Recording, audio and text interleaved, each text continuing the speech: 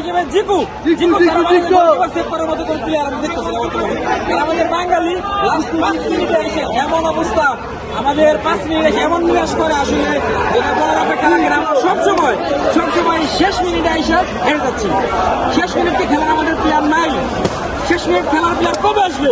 এক হামজা ছাড়া আমাদের হামজা ছাড়া কেউ নাই। হামজা আজকে কিন্তু কিউবা মিচেলের অভিষেক হয়েছে, তাকে কেমন দেখলেন? অল্প সময় খেলছে কিন্তু সে অনেক ভালো। আমরা জানি সে ক্যারিয়ার সব কিছু মিলে অনেক ভালো খেলবে। সে তাকে যদি আমরা সুযোগ দেওয়া যায় সে আরো অনেক। ভারত ম্যাচেও কি মিতুল মারুকে দেখতে চাচ্ছেন?